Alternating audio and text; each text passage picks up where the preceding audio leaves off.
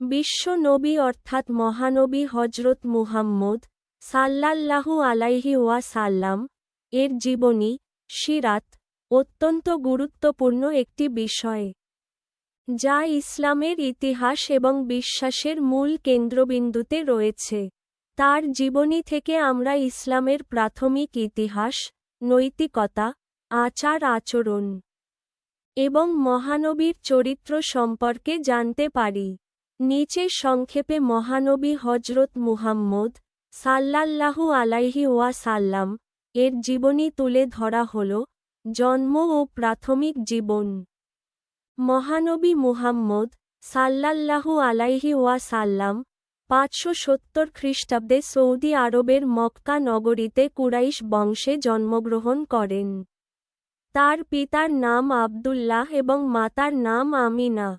পিতা তার জন্মের পূর্বেই মারা যান এবং তিনি শৈশবে তার মাতাকেও হারান। এরপর তার দাদা আব্দুল মুত্তালিব এবং পরে চাচা আবু তালিব তাকে লালন পালন করেন। নবুয়ত প্রাপ্তি 40 বছর বয়সে মহানবী মুহাম্মদ সাল্লাল্লাহু আলাইহি ওয়াসাল্লাম প্রথম নবুয়ত প্রাপ্ত হন। মক্কার হেরা গুহায় ধ্যানমগ্ন অবস্থায় আল্লাহর পক্ষ থেকে জিবরাইল আলাইহি ওয়াসাল্লাম এসে তাকে প্রথম ওহী প্রদান করেন। এই সময় থেকে তিনি আল্লাহর একাত্মবাদের বার্তা প্রচার শুরু করেন। প্রথম দিকে তার অনুসারীরা সংখ্যা খুবই কম ছিল এবং মক্কার কুরাইশ নেতৃবৃন্দ তার প্রচারে বাধা প্রদান করত। মক্কা থেকে মদিনায় হিজরত। মক্কায় অত্যাচার বেড়ে যাওয়ার পর মহানবী মুহাম্মদ সাল্লাল্লাহু আলাইহি ওয়াসাল্লাম 622 খ্রিস্টাব্দে তার অনুসারীদের নিয়ে মদিনায় হিজরত করেন। এটি ইসলামের ইতিহাসে একটি গুরুত্বপূর্ণ ঘটনা, যা হিজরি সনের সূচনা হিসেবে বিবেচিত হয়। মদিনায় এসে তিনি একটি ইসলামী রাষ্ট্র প্রতিষ্ঠা করেন এবং মদিনার সকল গোত্রের মধ্যে ঐক্য স্থাপন করেন। ইসলাম প্রতিষ্ঠা। মদিনায় এসে মহানবী মুহাম্মদ সাল্লাল্লাহু আলাইহি ওয়াসাল্লাম ইসলামের শিক্ষা আরও ব্যাপকভাবে প্রচার করতে শুরু করেন।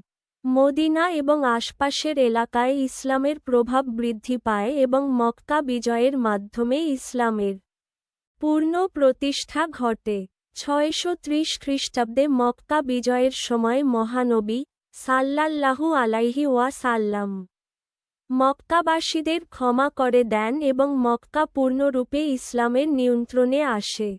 মৃত্যু।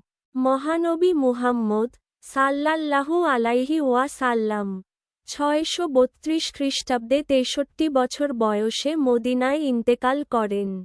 তার জীবনের প্রতিটি দিক মুসলমানদের জন্য আদর্শ হিসেবে বিবেচিত হয়। মহানবীর চরিত্র। মহানবী মুহাম্মদ সাল্লাল্লাহু আলাইহি ওয়াসাল্লাম এর চরিত্র ছিল অত্যন্ত দয়ালু, সৎ, ধৈর্যশীল ও ন্যায়পরায়ণ।